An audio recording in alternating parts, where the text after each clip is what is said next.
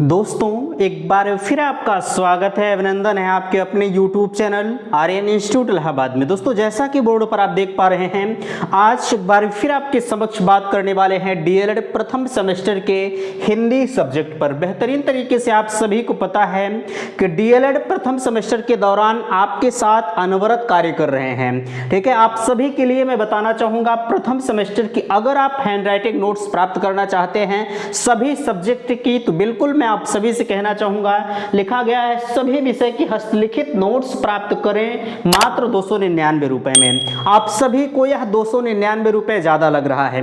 देखिए मैं आप सभी से कहना चाहूंगा, मुझे ऐसे लोगों की सख्त जरूरत है जो अपने आप को पढ़ाई के क्षेत्र में लगाना चाहते हैं। ऐसा नहीं है हमें 10 ही लोग मिले वह मुझे मंजूर है, मुझे 5 लोग मिले वह मुझे मंजूर है, लेकिन उनका रिजल्ट मुझे जो चाहिए मैं 100% उनका रिजल्ट चाहता हूं। ठीक है, क्योंकि अगर हम आपके साथ अनवरत मेहनत कर रहे हैं तो जाहिर सी बात है कि आपका भी वह धर्म बनता है, आपका भी वह फर्ज बनता है कि आप भी मेरे साथ जो है लगातार कंधों से कंधा मिलाकर कार्य करिए। मैं आप सभी से यह दावा जरूर करता हूं कि अगर आप मेरे साथ अनवरत कार्य कर रहे हैं तो मेरे दोस्त मैं 99% क्या 100% मैं दावे के साथ कह सकता हूं, अगर आप अपने परीक्षा प्रथम सेमेस्टर में 95% नंबर नहीं लाए तो मैं आप बताइएगा मुझसे। ठीक है, लिखा गया है प्रथम 100 अभ्यर्थियों के लिए विशेष छूट है।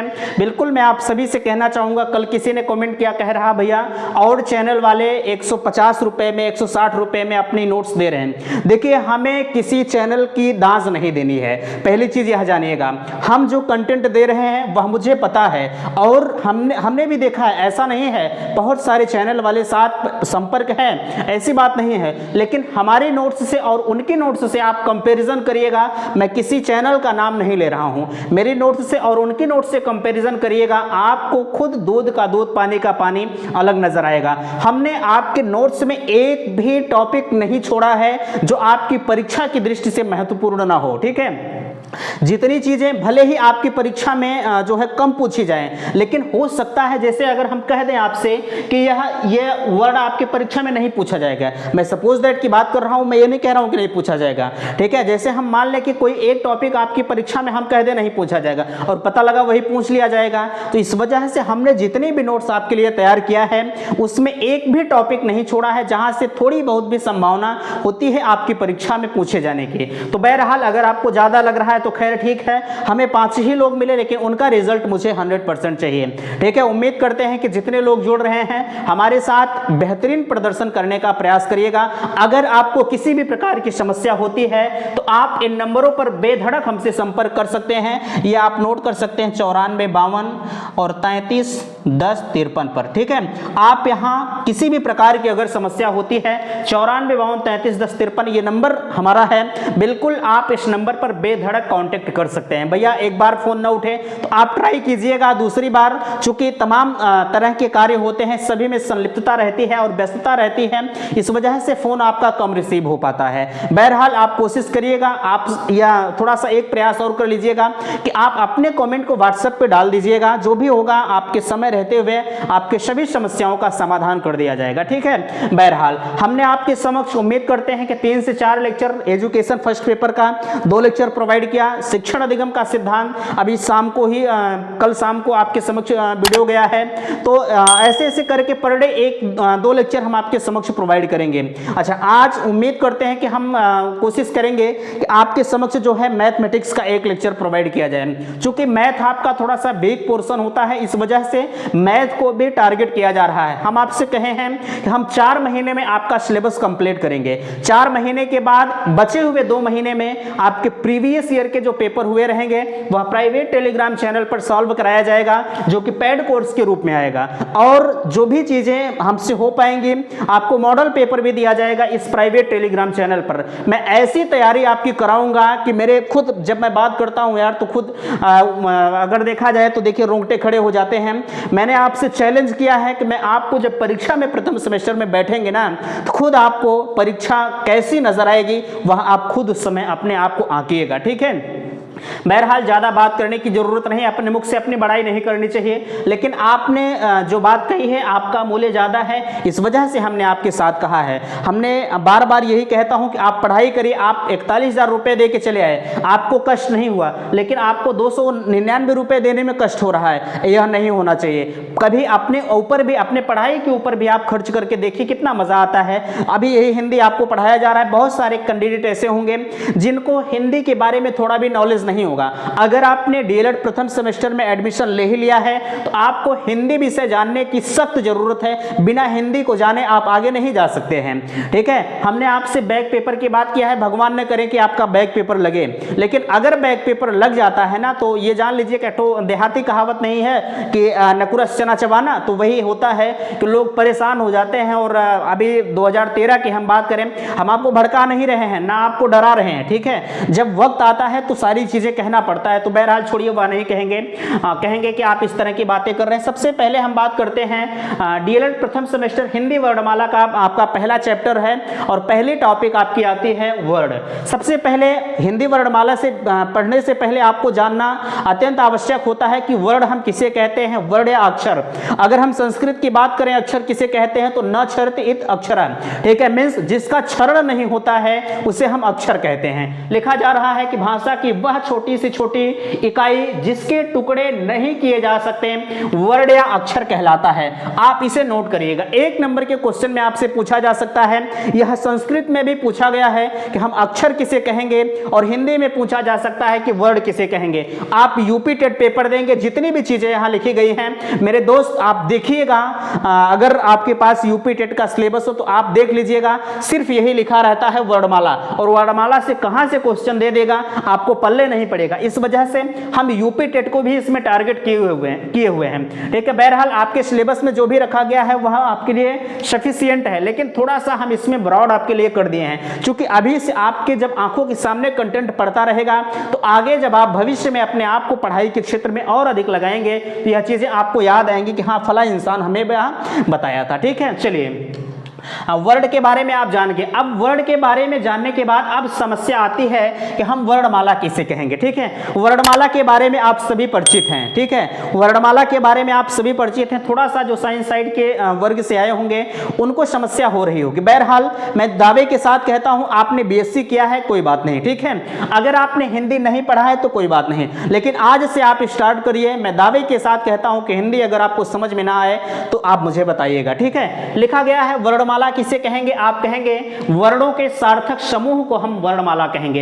यह क्वेश्चन आपकी विगत परीक्षाओं में पूछा गया क्वेश्चन है। आपसे पूछा जा सकता है कि वर्णों के सार्थक समूह को हम क्या कहेंगे, वर्णमाला दे देगा, अक्षर दे देगा, ध्वनि दे देगा, ऐसे ऐसे तमाम तरह की चीजें 4 ऑप्शन दे देगा, एक उसी में से नन ऑफ दिस दे देगा, इसमें से कोई नहीं। तो आप उसी में अगर इस चीज को नहीं जानते रहेंगे तो कंफ्यूज हो जाएंगे। इस वजह से अभी से आप इसको टारगेट बनाइए कि हमें आगे यूपी टेट देना। सेमेस्टर को आप टारगेट मत बनाइए। ठीक है, सेमेस्टर तो आप निकल जाएंगे, आप जितना यहां पढ़ाया जा रहा है उतना पढ़ लीजिए, मैं दावा देता हूं कि आप निकल जाएंगे। लेकिन यह उससे काम नहीं चलेगा। आपका उद्देश्य है कि हम भविष्य में अपने आप को एक शिक्षक के रूप में देखेंगे, तो आप उस शिक्षक को टारगेट कीजिए।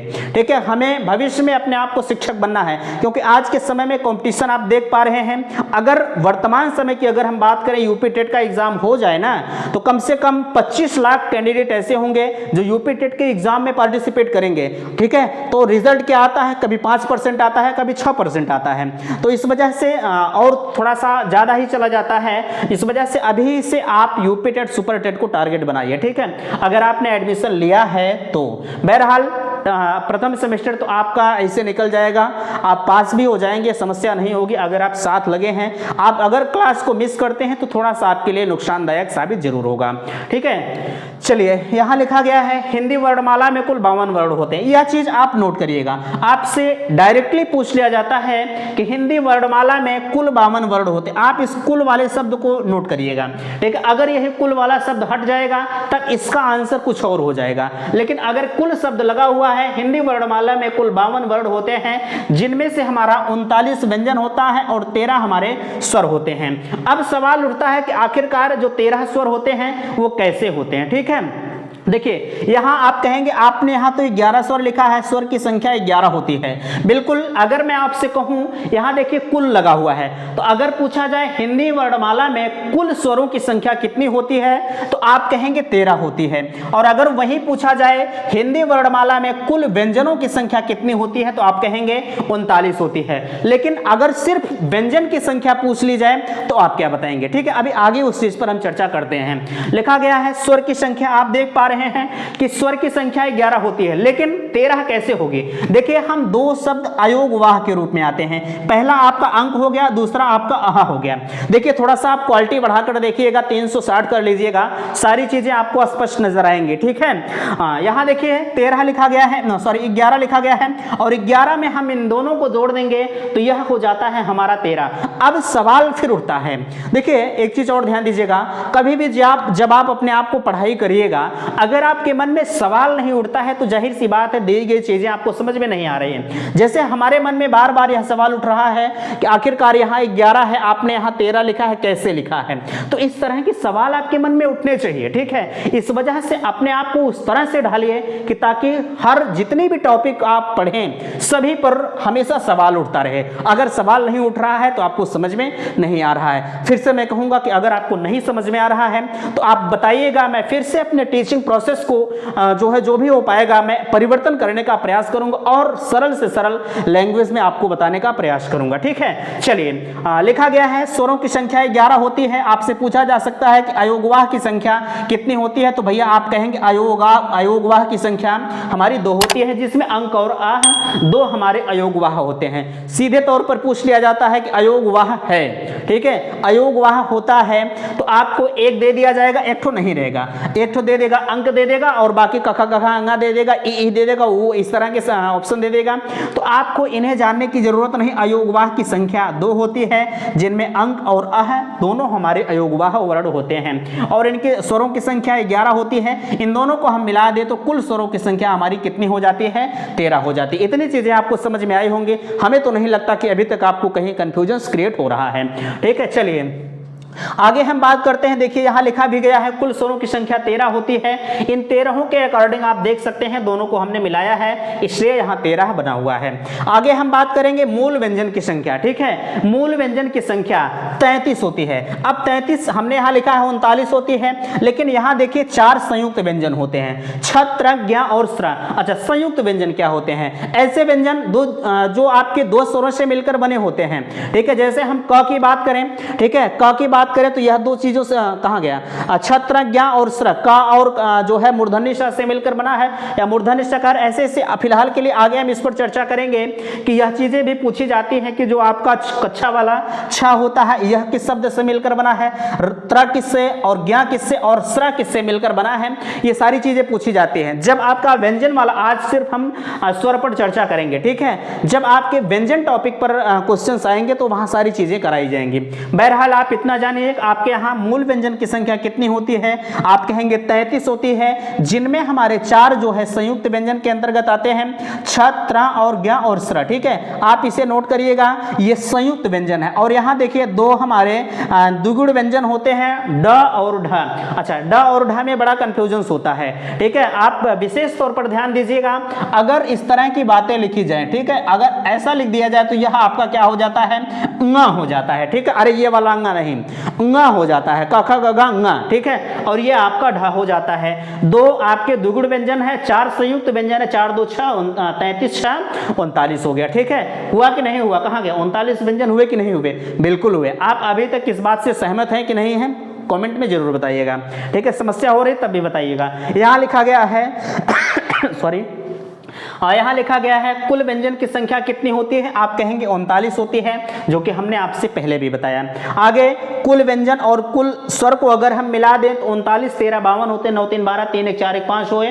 ठीक है, अगर आपको समस्या हो रही है प्रथम सेमेस्टर किसी भी प्रकार की तो आप इन नंबरों पर संपर्क कर सकते हैं। नंबर नीचे लिखा गया है जो कि मैंने पहले आपको बता दिया है।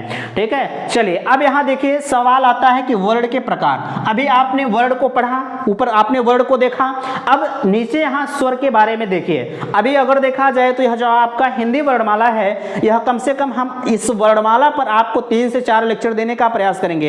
एक भी टॉपिक हम नहीं छोड़ेंगे, आपके सिलेबस में कम दिया गया है, ठीक है। लेकिन भैया हमने आपसे बार बार यही कहा है कि आप सिर्फ अपने प्रथम सेमेस्टर को, सिलेबस को ही टारगेट मत करिएगा, अपने आगे की चीजों को टारगेट करें। प्रथम सेमेस्टर जब आपकी जो आपका वीक पॉइंट है वही आपका जब जबर हो जाएगा तो जाहिर सी बात है कि सारी चीजें अपने आप खुद ब खुद आने लगेंगे। मैथमेटिक्स आपका कमजोर है, घबराइए मत, मैं दावे के साथ कहता हूं हलवा बना दूंगा मैथ को, ठीक है। कभी भी आप घबराने का प्रयास मत करें, ऐसा नहीं समझिएगा अरे हम तो डीएलएड में एडमिशन ले लिए कैसे पास होंगे। आपको बहुत सारे, अगर आप जो आप विद्यालय में सीनियर आपसे होंगे वो आपको हड़काएंगे, सेंटर फला जगह जाता है, वहां ऐसा होता है, वहां बच्चे फेल हो जाते हैं। घबराइएगा मत, ठीक है। कभी भी आप अपने आप को घबराहट मत महसूस करिएगा। सिर्फ मैं इतना कहूंगा कि आप मेरे साथ लगे रहिए। दावे के साथ में चुटकी बजाकर आपका सेमेस्टर न पास करा दिया तो आप मुझे बताइएगा, ठीक है। बहरहाल चलिए, लिखा गया है वर्ड के प्रकार। देखिए यहाँ पहला आपका होता है, वर्ड आपके 2 प्रकार के होते हैं, जिसमें हमारा पहला है स्वर और दूसरा है व्यंजन। आज का लेक्चर हमारा सिर्फ स्वर के ऊपर जा रहा है, बाकी यह तो आपके वर्णमाला के ऊपर थोड़ा सा डिस्कशन था। ये सारी चीजें आपको जानने के लिए अत्यंत आवश्यकता होती हैं। बहरहाल और भी चीजें आपको बताई जाएंगी। स्वर आपके 3 प्रकार के हो सकते हैं, ठीक है। पहला आपका हो गया ह्रस्व स्वर, दूसरा हो गया दीर्घ स्वर और तीसरा हो गया प्लुत स्वर। अब ह्रस्व स्वर हम किसे कहेंगे, दीर्घ स्वर हम किसे कहेंगे और प्लुत स्वर हम किसे कहेंगे, यह चीज आप समझिएगा। लिखा जा रहा है ह्रस्व स्वर हम किसे कहेंगे, ह्रस्व स्वर को हम मूल स्वर कहते हैं, यह चीज भी आप ध्यान दीजिएगा। पूछा जा सकता है कि मूल स्वर हम किसे कहेंगे, ह्रस्व स्वर को हम मूल स्वर कहते हैं, ठीक है। यह चीज आप ध्यान रखिएगा। मींस ह्रस्व स्वर या मूल स्वर दोनों का नाम एक ही है, किसी भी चीज से आपको पुकारा जा सकता है। आगे, जिनके उच्चारण में एक मात्रा का समय लगे, मींस पलक झपकते ही आप उस शब्द को बोल दें, वही हमारा मूल स्वर होता है, ठीक है, या ह्रस्व स्वर होता है। जैसे आप ह्रस्व ई, ह्रस्व उ और री को आप जब बोलेंगे अ, ठीक है, तो फटाक से कोई चीज निकल जाती है। अभी हम कहें बड़ा आ को बोले आ, तो कितना समय लगा, यह आपका दीर्घ स्वर हो गया। मींस ह्रस्व स्वर को बोलने में हमारा कम समय लगता है, एक मात्रा का समय लगता है। वहीं अगर हम दीर्घ स्वर की बात करें तो दीर्घ स्वर को बोलने में 2 मात्रा का समय लगता है, जो कि यहां देख पा रहे हैं आ, ई, उ, ए, ऐ, ओ, औ। ये सारी चीजें आपको पता है, लेकिन अब हमें लगता है कि ये चीजें आप नहीं जानते हैं कि ह्रस्व स्वर किसे कहते हैं, दीर्घ स्वर किसे कहते हैं और प्लुत स्वर किसे कहते हैं। अभी से आप समझने का प्रयास करिएगा, ठीक है। आपको लग रहा होगा कि हम बीएससी से आए हैं, बीएससी आप ग्रेजुएशन करके आए, जो लोग बीए करके आए होंगे उनके लिए तो थोड़ा सा आसान है, लेकिन जो लोग बीएससी करके आए हैं थोड़ा सा उनके लिए टफ नजर आ रहा होगा। घबराइएगा मत, ठीक है। चलिए, यहाँ लिखा जा रहा है कि प्लुत स्वर हम किसे कहेंगे। प्लुत स्वर को बोलने में हमारा 3 मात्रा का समय लगता है, जैसे आपने देखा होगा ओम, ठीक है, हे राम, इस तरह की बातें लोग करते हैं। तो जब अगर 3 मात्रा का समय लग रहा है, अगर आप कह रहे हैं ओम, तो ओम, जब आप ओम को बोलते हैं तो समय ज्यादा लगता है कि नहीं लगता है। अरे ऐसे नहीं ओम हम कह दे ओम, यह कहने का तरीका नहीं है। ओम रियलिटी से जिस तरह से कहा जाता है, ओम इस तरह से आप कहिए, तब आपको समझ में आता है कि इसे बोलने में जो हमारा समय है वह इन दोनों की अपेक्षा ज्यादा लग रहा है, ठीक है। इतनी बातें आपको समझ में आई होंगी। आप अगर कहेंगे हे राम, ठीक है, अब ऐसे कह दे हे राम, इस तरह से कह दे तो वह बात की बात है, ठीक है, वह बात की बात है। लेकिन आप हकीकत में जिस तरह से हे राम को लोग पुकारते हैं, जब उनके ऊपर थोड़ी सी आपदाएं विपदाएं आती हैं तो बड़े ही सुचारू रूप से पुकारते हैं, बड़े ही मृदुल स्वर में पुकारते हैं कि हे राम, ठीक है, इस तरह से बातें करते हैं, वह आपका प्लुत स्वर के अंतर्गत आएगा, ठीक है। चलिए आगे अब हम बात करते हैं जीव के आधार पर स्वरों का वर्गीकरण, ठीक है। ये जो हमारी जिह्वा होती है, जिह्वा के आधार पर जो हमारे स्वर होते हैं इनका वर्गीकरण किया गया है, ठीक है।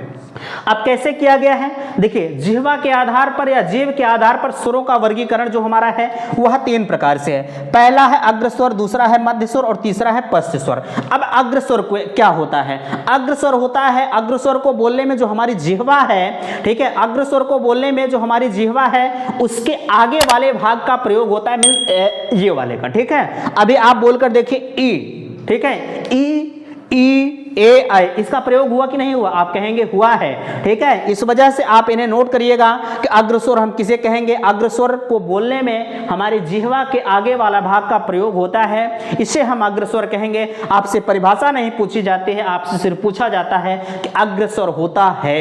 इस तरह से आ जाता है। 4 ऑप्शन दे देगा, चारों में यही दे देगा और आप इसी में से कंफ्यूज हो जाएंगे। कंफ्यूज होने की जरूरत नहीं है, अभी से आप नोट्स को मेंटेन करते चलें। नोट्स अगर आप मेंटेन नहीं कर रहे हैं तो बिल्कुल आप यहां से नोट्स प्राप्त कर सकते हैं, लिंक डिस्क्रिप्शन में है। कोई प्रकार की समस्या आपको नहीं होनी चाहिए, ठीक है।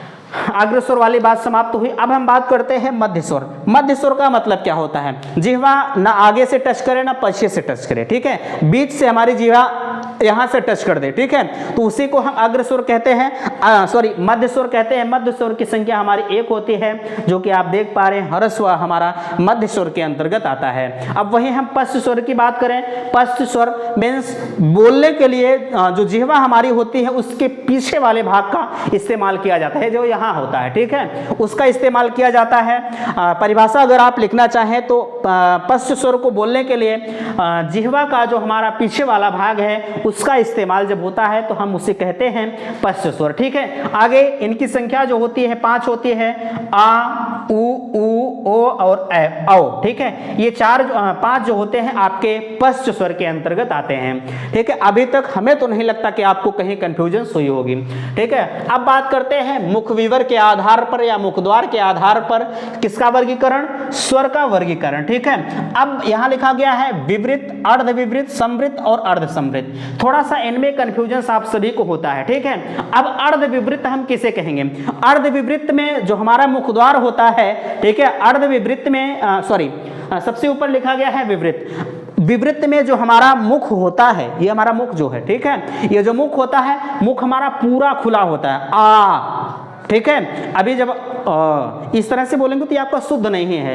अब जब ह्रस्व आ को बोल रहे हैं तो जाहिर सी बात है कि वहां बड़ा आ है। ये आप जब छोटे रहे होंगे तो बड़का आ, छोटका आ, इस तरह से पढ़ते आए होंगे, तो इस वजह से आप पढ़िए विवृत को जब भी हम बोलते हैं तो हमारा मुखद्वार जो है वह पूरा खुला होता है। आप बोल के देखिए, आ खुला है कि नहीं खुला है? आप कहेंगे खुला है, ठीक है। चलिए आगे हम बात करते हैं अर्धविवृत का।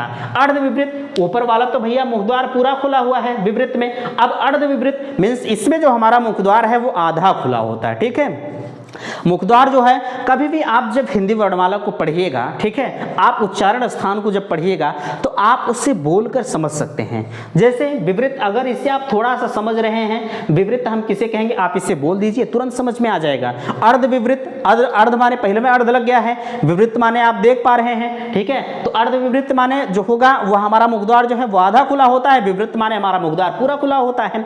अब इसे पढ़िए, अर्धविवृत में हमारा मुखद्वार आधा खुल रहा है कि नहीं खुल रहा? आप कहेंगे खुल रहा, अ, ए और औ, ठीक है। इसमें हमारा जो मुखद्वार है वो आधा खुल रहा है। समवृत, समवृत में क्या होता है? आप कहेंगे मुखद्वार आधा खुला रहता है और आधा हमारा बंद रहता है, ठीक है। मीन्स इसमें आधा आधा का फैसला होता है, ठीक है। ये कहते हैं भैया कि आधा आप खुलिए और आधा हम खुलते हैं, ठीक है। मुखद्वार कहेगा कि आधा आप खुलिएगा, आधा मत खुलिएगा, नहीं तो मार देंगे, ठीक है। तो इस वजह से होता है, समवृत में होता है कि मुखद्वार जो है आधा खुला रहता है और आधा बंद रहता है। ए और ओ बोलकर आप देखिएगा, आप कहेंगे बिल्कुल सही कह रहे हैं, ठीक है। अब यहाँ आते हैं, अब इन दोनों का फैसला तो यहाँ हो गया। लास्ट का कहता है कि अब हम यहाँ तो पूरा खुलेंगे, ठीक है। मुखद्वार ये कहता है यहाँ तो आधा खुला है आधा बंद है, लेकिन यहाँ आने के बाद कहता है कि बेटा हम अब पूरा बंद कर लेंगे, हम खोलेंगे नहीं, ठीक है। तो जो है अर्ध समवृत्त को बोलने के लिए जो हमारा मुखद्वार है वह पूरा का पूरा हमारा मुखद्वार बंद, लगभग जो है, लगभग हल्का फुल्का थोड़ा सा खुला रहता है, लेकिन लगभग अगर कहा जाए तो बंद रहता है। आप बोलकर देख लीजिए, ए ओ और री हो गया, ठीक है। इतनी बातें आपको समझ में आई होंगी। अगर कहीं आपको समस्या आ रही तो बिल्कुल आप संपर्क कर सकते हैं। यहाँ आप ये वाला ओ और लिख लीजिए, ठीक है। चलिए आगे हम बात करते हैं ओठ की स्थिति के आधार पर। ये जो ओठवा हमारा है इसकी भी स्थिति के आधार पर आवृत्तमुखी और वृत्तमुखी होते हैं, ठीक है। ये 2 वर्ड होते हैं, इनके भी आप थोड़ा सा समझ लीजिए। ये आवृत्तमुखी क्या होते हैं और वृत्तमुखी क्या होते हैं। आवृत्तमुखी, वृत्तमुखी जो होता है इसको बोलने के लिए जो हमारा ओठ है वह पूरा वृत्त जैसा बन जाता है। आप बोलकर देखिए, उ ओ आ, ठीक है। और इनको बोलिए आवृत्त मुखी, इनको बोलने के लिए जो हमारा ओष्ठ होता है वह वृत्त नहीं बनता है, ठीक है। इतनी बातें आपको समझ में। चलिए थोड़ा सा लाइट की समस्या हुई। आप देख पा रहे हैं आपके समक्ष वृत्तमुखी दिया गया है और आवृत्तमुखी दिया गया है। जो है वृत्तमुखी को आप समझ के और आवृत्तमुखी को आप समझ के किसी भी प्रकार की अगर आपको समस्या हो रही है तो बिल्कुल आप कमेंट सेशन में मुझे जरूर यह बताइएगा। और अगर आपको पैड कोर्स की जरूरत है तो बिल्कुल यहाँ से आप प्राप्त कर सकते हैं। हम आपसे बार बार कह रहे हैं मुझे 10 लोग मिले वह मंजूर है, लेकिन आपका रिजल्ट जो है वह मुझे 100% चाहिए आपका रिजल्ट, ठीक है। बहरहाल जो भी आपको समस्या होगी आप कमेंट सेक्शन में मुझे जरूर बताइएगा। और लास्ट में मैं कहना चाहूंगा वीडियो पसंद आया होगा तो प्लीज वीडियो के कमेंट सेक्शन में मुझे जरूर बताइएगा और वीडियो को लाइक कीजिएगा, शेयर कीजिएगा और चैनल को सब्सक्राइब कीजिएगा। वीडियो समाप्त करते हैं। थैंक्स, धन्यवाद।